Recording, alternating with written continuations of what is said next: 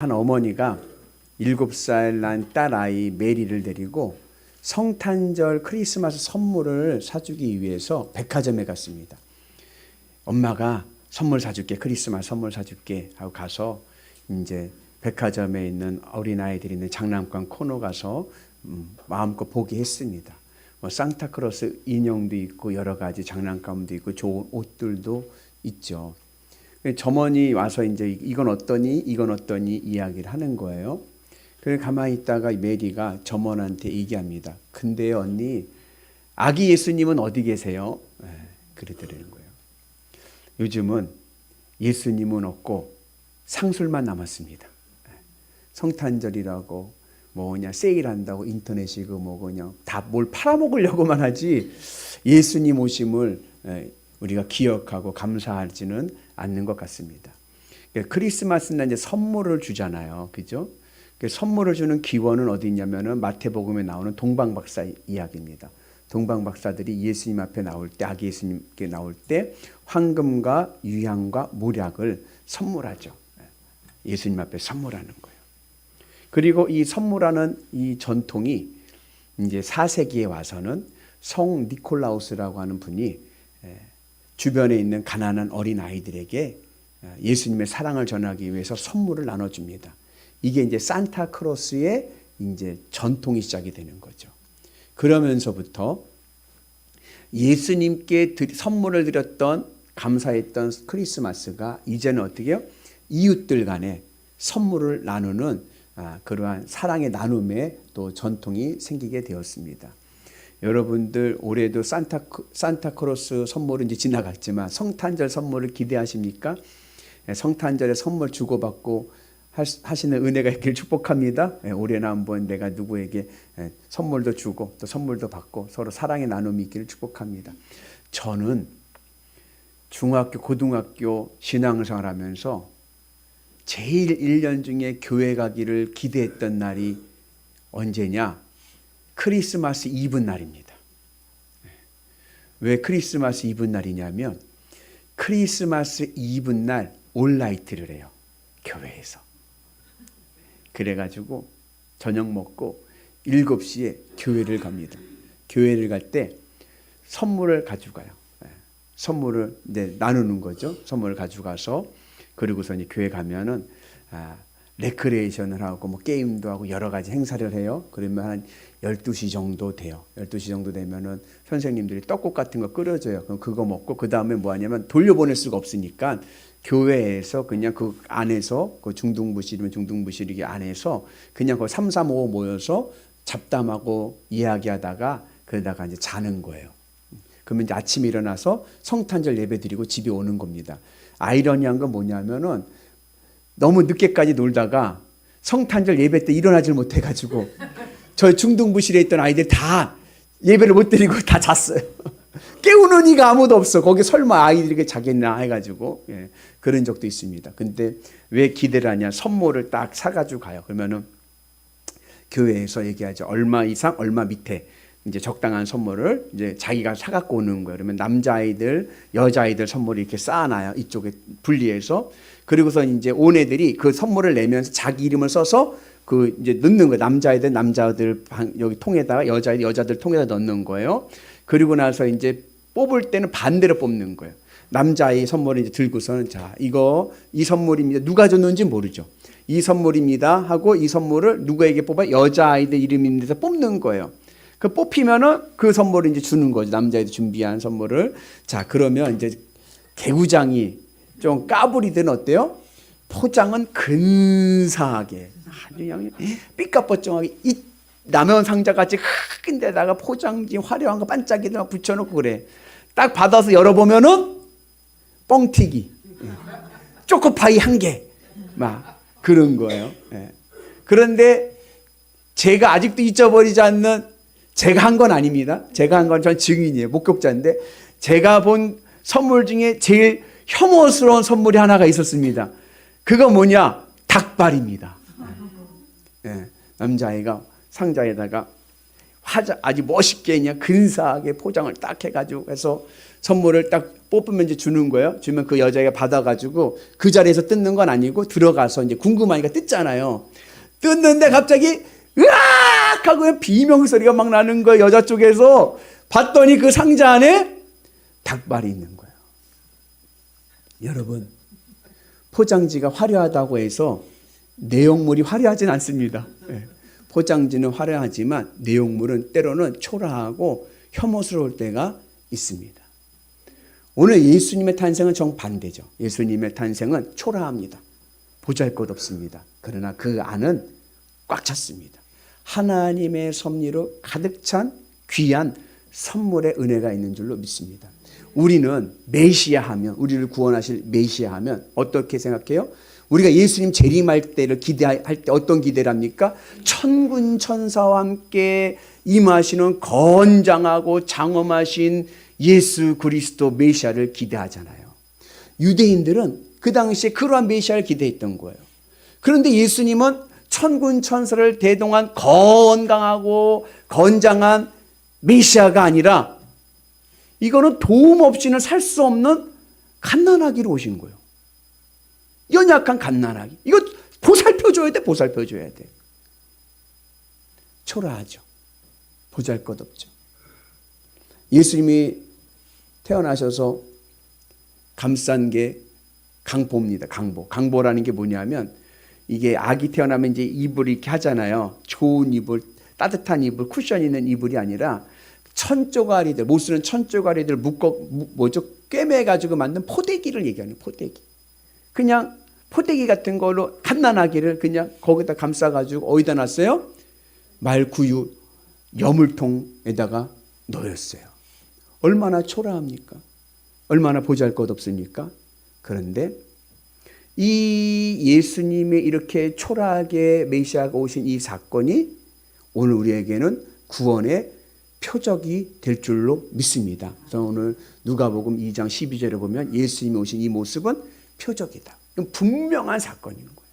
그래서 목자들이 들에서 양을 칠 때 천사들이 목자들에게 와서 수태고지 예수님 탄생에 대해서 말씀하시는데 뭐라고 말씀하시냐면 베들레헴으로 가라. 거기에 마구간에 구유에 강보에 쌓인 아기가 있는데 그가 바로 메시아다. 그러니 여러분, 이 목자들은 고민할 필요가 없어. 왜냐하면 예수님이 어디 병원에 산부인과에 태어났으면 아기들이 너무 많아가지고 누가 메시아인가 이렇게 볼 텐데 마구간에 태어나서 마구간에서 말구유에 놓여있는 아이는 한 명밖에 없어. 척하면 자기입니다. 가서 어디 마구간에서 아기 난 집이 없습니까? 물어보면 금방 나오는 거예요. 시골이니까. 여러분, 예수님께서 오늘 우리에게 구원의 은혜가 있는 메시아가 되는 줄로 믿습니다. 그래서 이 예수님이 이 땅에 오셔서 탄생하신 이 사건은 명확한 분명한 표적이 되는 거예요. 오늘 우리를 하늘 천국으로 인도하실 구세주는 예수님밖에 없는 줄로 믿습니다. 다른 이는 전혀 없습니다. 길이요 진리요 생명이신 예수님만이 내 인생의 정답일 줄로 믿습니다. 그래서 예수님은 초라한 모습으로 어느 누구도 흉내낼 수 없는 그러한 모습으로 이 땅에 오셨습니다. 그래서 보기에는 초라해 보이고 보잘것없지만 그러나 그 안에는 하나님의 섭리로 꽉 차서 우리에게 구원의 선물을 주시는 줄로 믿습니다.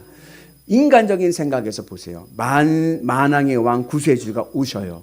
그러면 어디로 오셔야 돼요? 인간적인 생각에서 보면 왕궁으로 오셔야죠. 그래서 동방 박사들이 동방에서 뭘 봤냐면 유대의 왕을 나타내는 별을 봤어요. 아, 유대에 훌륭한 왕이 태어났구나. 그리고 그 별을 보고 팔레스타인 가나안 땅까지 유대 땅까지 온 거예요. 오다가 그만 그 별을 놓쳤어. 놓치니까 동방 박사들이 어떻게 하죠? 유대의 왕을 우리가 경배하러 왔는데 그 별이 안 보이네? 어떡하지? 할 때에 상식적인 생각이 뭐예요? 야, 왕이잖아. 왕이니까 왕궁에서 태어났을 거야. 그래서 헤롯 왕이 있는 왕궁으로 찾아갑니다. 그리고 여기 혹시 아기가 태어나지 않았습니까? 왕이 태어나지 않았습니까? 라고 묻습니다. 이게 인간적인 생각이죠. 그러나 예수님은 왕궁이 아니라 마국간으로 오셨습니다. 왜요? 하나님, 예수님께서는 이 땅의 왕으로 오신 것이 아니라 하늘 천국의 왕으로 오셨기 때문에 그렇습니다. 하늘 천국은 이 땅의 가치로는 통용이 되질 않는 거예요. 이 땅에 있는 가치로서, 이 땅에 있는 섭리로서 통용되는 것이 아니라 하나님 나라 가치로 세워지는 것인 줄로 믿습니다. 그래서 오늘 우리가 주님의 은혜 안에서 예수님과 같이 초라한 자지만 내가 예수님을 믿으면 우리는 다 구원받고 하늘 백성 될 줄로 믿습니다. 그래서 구원받을 이의 자격이 커트라인이 어디냐? 예수님 믿고 구원받을 수 있는 자격이 필요해요. 커트라인은 뭐냐? 마국간 이상이면 됩니다. 내가 태어난 곳이 말똥이 가득한 마국간 이상이면 됩니다. 여러분 마국간 하니까 요즘 시대 마국간 생각하면 안 돼요. 요즘은요 청소도 잘 되고 위생 상태가 좋지만 옛날에 마국간 어때요? 똥밭인 거예요. 말똥밭인 거예요. 제가 일부 예배 때 물어봤어요. 몇 분 안 되시니까 어디서 태어나셨어요? 그랬더니 거의 다 집에서 태어나셨어요. 그래서 제가 그랬어요. 다 합격입니다. 그랬어요. 왜냐하면 똥밭에서 태어나지만 않으면, 아니 똥밭까지 태어난 거 거기서부터 커트라인이니까 그 이상에서 태어나면은 다 구원받습니다. 예수님만 믿기만 하면. 제가 예전 영암에서 목회할 때 어느 집사님이 그런 말 하더라고요. 저는요 밭에서 태어났는데요 그래요. 엄마가 일하다가 난 거예요. 괜찮습니다. 밭에서 태어나도 커트라인 이상이니까 합격입니다. 누구든지 예수님만 믿기만 하면 구원받을 줄로 믿습니다. 그래서 예수님 우리에게 구원의 커트라인을 제시해 주시는 거예요. 누구든지 믿기만 하면 구원받는다. 그 은혜가 오늘 우리 가운데 임하셔서 우리 모두 하늘 백성 되는 은혜가 있기를 주의 이름으로 축복합니다. 그리고 작고 초라해 보이지만 그곳에 하나님의 놀라운 섭리의 은혜가 있는 줄로 믿습니다. 그래서 욥기에 보면 욥의 친구들이 욥에게 권면할 때 뭐라 그래요? 내 시작은 미약하였으나 내 나중은 심히 창대하리라. 하나님의 섭리 중에 하나는 뭐냐면 작고 초라한 자를 크게 쓰십니다. 아브라함 75세 약할 때 하나님이 부르셔서 쓰십니다. 모세 80세 광야 양치기. 이제는 인생의 황혼기 꿈을 잃어버리는 그 시기에 하나님께서 모세를 들으셔서 이스라엘의 위대한 왕으로 위대한 지도자로 세우십니다. 다윗은요 아버지가 보기에도요 이거는 깜이 아니야. 보잘것없는 아들. 그래서 사무엘이 왔을 때 7 형제들을 쭉 보여주잖아요. 그러고 나서 또 없냐 했더니 말지가 하나 있는데 양치고 있습니다. 왜요? 얘는 깜이 아니야. 아버지가 보기에도 얘는 부족한 애야. 그러니까 사무엘이 와도 보여주질 않는 거예요. 근데 그 작은 자를 하나님께서 이스라엘의 위대한 왕으로 세우신 줄로 믿습니다. 그래서 여러분들 주님의 은혜 안에서 지금 내 모습이 작고 초라해 보여도 내가 예수님을 믿으면 하나님의 은혜와 섭리 아래서 내 인생이 속이 꽉 찬 행복한 인생으로 세워질 줄로 믿습니다. 그래서 비록 내 시작은 약하지만 하나님의 은혜로 우리 모두가 창대한 삶을 살아가기를 주님의 이름으로 축복합니다. 그래서 예수님이 담겨지신 곳이 어디예요? 구유, 여물통이에요. 밥통 위에 예수님이 계십니다. 밥통 위에 예수님이 계시다는 얘기 뭐예요? 예수님이 생명의 양식인 거죠.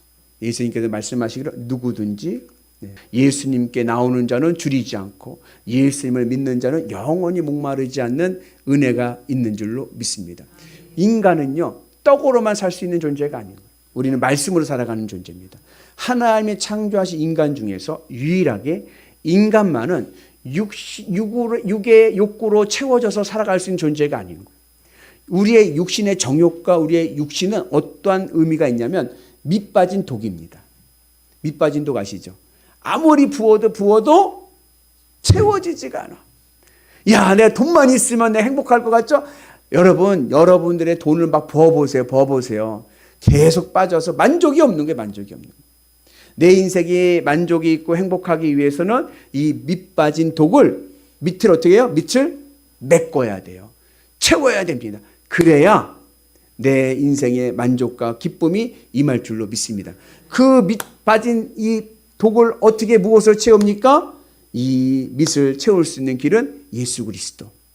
주님으로 내 마음을 채울 때, 내 마음이 주님으로 기쁘고 만족할 때 우리의 삶이요 늘 건강하고 행복한 삶을 살아가게 될 줄로 믿습니다. 그래서 우리는 이 생명의 양식인 예수님을 먹어야 돼요. 몇 분한테 격려합시다. 우리 맛있게 먹읍시다.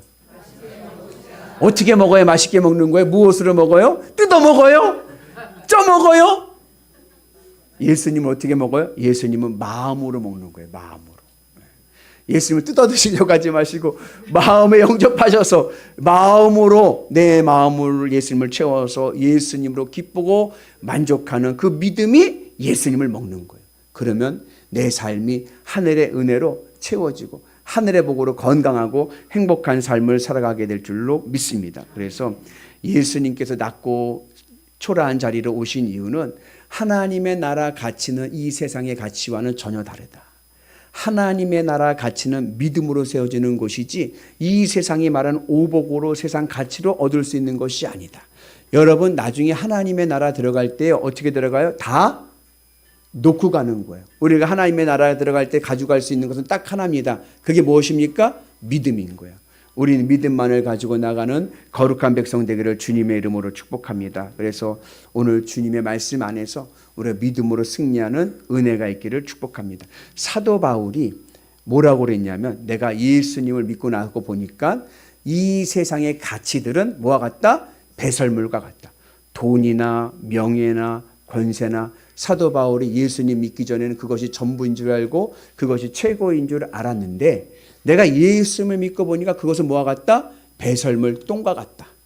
그래서 예수님이 말구유 위에 놓이신 겁니다. 왜요? 말구유 밑에는 뭐가 가득해요? 말똥이 가득하거든.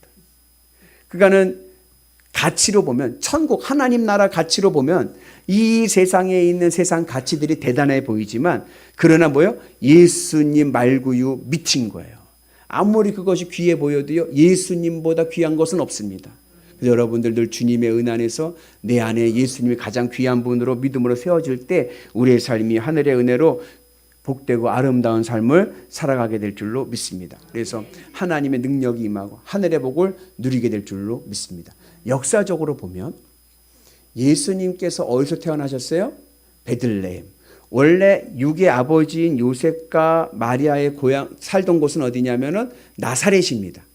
나사렛에서 베들레헴까지는 대략 145km 정도 돼요. 여기서 대전거리입니다.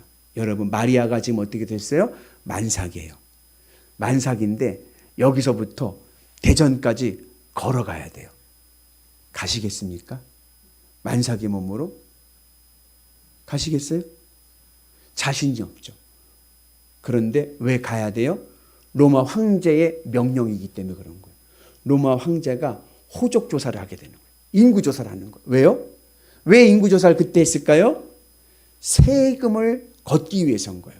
사람들을 잘 카운팅해 가지고 해야 세금을 잘 거둘 수가 있습니다. 그리고 할 때의 원칙이 뭐예요? 고향에 가서 호적 본족지에 가서 인구를 조사하게끔 한 거예요. 그런데 표면적인 포장은 호적 조사하고 세금을 걷기 위한 것이지만 그 내면에는 하나님의 섭리가 임해서 구약의 예언대로 메시아는 어디서 태어났어요? 다윗의 고향 베들레헴에서 태어난 줄로 믿습니다. 그래서 우리가 보기에는 겉으로 보기에는 세상의 역사적인 흐름 속에 있지만 그 내면에는요 하나님의 치밀하시고 그리고 하나님의 놀라운 섭리의 은혜가 흐르고 있는 줄로 믿습니다. 그래서 여러분들 우리의 삶 속에서 하나님의 예수 그리스도의 은혜가 우리 가운데 임하셔서 내 삶도 지금은 초라해 보이지만 하나님의 크신 은혜 안에서 크신 섭리 아래서 우리의 삶이 복되고 아름답게 될 줄로 믿습니다. 그래서 여러분 예수님이 이 땅에 오신 사건을 비유하면 뭐와 같냐? 주사와 같습니다. 주사. 병원에서 주사 맞아보셨나요? 병원에 주사를 맞아. 하나님의 나라 가치를 하늘 천국을 이 땅으로 심으시는 거예요. 주사 맞을 때 어떻게 맞아요? 간호사가 어떻게 주사 놔요? 예? 볼기를 딱 대면 그 어떻게 딱딱 두둥기고 그 다음에 그래 찔러요? 그 전에 하는 게 있는데 소독 알코올 솜으로 깨끗이 닦습니다. 왜요? 안 그러면 엉덩이에 붙어있는 세균이 엉덩이 살로 들어가 가지고 감염되면 또 엉뚱한 병이 생길까 봐 소독을 하는 거예요. 하나님의 아들이 이 땅에 오시는데 온 세상이 죄로 가득해요. 죄로 다 전염됐어요. 인간의 죄로 전염된 거예요. 이 인간의 죄에 전염된 곳으로 예수님의 하나님 나라 가치가 올 때에 그냥 오면 혹 오염되고 죄로 오염되고 왜곡될 수가 있는 거예요. 그래서 인간의 죄로 오염되지 않은 곳 마국간으로 오신 겁니다. 왜요? 마국간은 인간의 죄와 인간의 정욕이 없는 짐승들만 모인 곳이잖아요. 그래서 오늘 우리가 하나님의 은 안에서 우리가 주님의 십자가 은 안에서 내 안에 하나님의 나라 가치가 심겨져서 우리의 삶이 온전하고 건강한 믿음의 삶이 되기를 주의 이름으로 축복합니다. 그래서 예수님이 오신 것은 우연이 아니라 하나님의 놀라운 기쁜 섭리의 은혜 안에서 오셨고 그 예수 그리스도의 은혜가 오늘 내 안에 임할 때 내 마음에 임할 때 내 삶도 하늘의 구원으로 행복하고 그리고 복된 삶으로 살아가게 될 줄로 믿습니다. 영국의 거부 중에 피치 제럴드라고 하는 사람이 있었습니다. 그런데 이분이 결혼을 하고 아이를 하나밖에 낳지 못해서 외아들이 하나 있었는데 이 제럴드의 아들이 10살 되던 해에 아내가 쥐병으로 소천했습니다. 그러니까 이제 아들 하나밖에 없는 거죠. 그런데 이 아들이 20살 되던 해에 아들도 병으로 죽었습니다. 그러니까 재산을 많고 돈은 많은데 가족이 없는 거예요. 그 마음 둘 곳이 없으니까 이분이 어떻게 했냐면 이분이 취미 생활로 골동품과 비싼 작품들을 그림, 고미술 같은 거를 사들인 거예요. 그래가지고서는 이 가치 유명한 고흐라든지 다빈치라든지 유명한 작품들을 사가지고 모은 거예요. 그 수집하는 재미로 산 거예요. 그렇게 해서 많은 골동품과 가치 있는 작품들을 수집해서 모아놨습니다. 세월이 지나서 그분도 어떻게 됐어요? 그분도 이제 늙어 죽게 됐어요. 늙어 죽게 될 때 그분이 변호사를 불러서 유언장을 썼습니다. 그 유언장의 내용 중에 하나가 뭐냐면 내가 가지고 있는 이 많은 이 작품들, 가치 있는 골동품들 이것들을 경매로 다 팔아라. 남겨주지 말고 다 경매로 팔아라. 그렇게 유언을 남겼다고 이제 이야기를 해가지고 그분이 죽고 난 다음에 그 많은 작품들이 다 경매로 나왔습니다. 그러니 경매꾼들이 어떻게 했을까요? 눈독을 들이죠. 세계 유명한 작품들, 유명한 골동품들, 이분이 유품들을 많이 갖고 있으니까 그거 살려고 많은 사람들이 모였습니다. 첫 번째 작품으로 올라온 것은 그 제럴드의 외아들의 초상화입니다. 어릴 적 그림인 거예요. 초상화 그림인 거예요. 누가 그렸느냐? 알 수 없습니다. 그냥 예전에 시골에서 어느 이름 없는 화가가 그린 그림이에요. 그러니까는 세상적인 가치로는 어때요? 작품의 가격의 가치가 얼마 되질 않죠. 사람들은요 관심이 없습니다. 왜요? 나는 저 유명한 고흐의 작품을 살 건데 나는 저 유명한 다빈치의 작품을 살 건데 그 욕심에 있으니까 첫 번째 또 경매는 또 제일 가치로는 제일 약한 걸 세우잖아요. 그래서 제일 먼저 그 아들의 초상화를 딱 올리니까 아무도 경매를 입찰을 하지 않습니다. 시작가는 얼마냐? 1억. 이거는 작품의 가치에 비해 경매 시작가가 너무 비싼 거예요. 그러니까 사람들은 다 어떻게 해요? 다 빨리 유찰되고 다음 거 올라오기를 기대하고 있는데 그때 저 한 구석에 있던 남루한 한 노인이 손을 들면서 제가 사겠습니다. 유찰하기 전에 제가 사겠습니다 하는 거예요. 그가 누구냐면 그 집에 살던 늙은 머슴입니다. 어린 시절 그 도련님을 키웠던 돌봐줬던 머슴인 거예요. 그가 자기가 있던 전 재산을 가져다가 1억을 두고 그 작품을 샀습니다. 그러면서 경매는 맞춰졌습니다. 왜냐? 그 유언장의 변호사가 뭐라고 그러냐면 그 뒤에 유언장의 내용이 이 내가 가지고 있는 모든 작품들 중에서 유품 중에서 골동품 중에서 가장 가치 있는 내 아들의 초상화를 사는 사람에게 이 모든 것들을 다 상속한다. 여러분 이 세상 모든 것들 중에 하나님에게 가장 가치 있는 존재는 예수 그리스도입니다. 예수님을 믿는 자에게 하나님이 모든 것을 다 주실 줄로 믿습니다. 보기에는 예수님이 초라해 보이고 약해 보이지만 그 안에는 놀라운 구원의 능력이 있는 줄로 믿습니다. 예수님을 마음으로 믿음으로 세워서 믿음의 길을 가게 될 때 우리의 삶 속에서 하나님이 약속하신 모든 복이 임할 줄로 믿습니다. 그 은혜로 오늘 성탄절의 은혜가 우리에게 기쁨이 되는 은혜가 있기를 주님의 이름으로 축복합니다.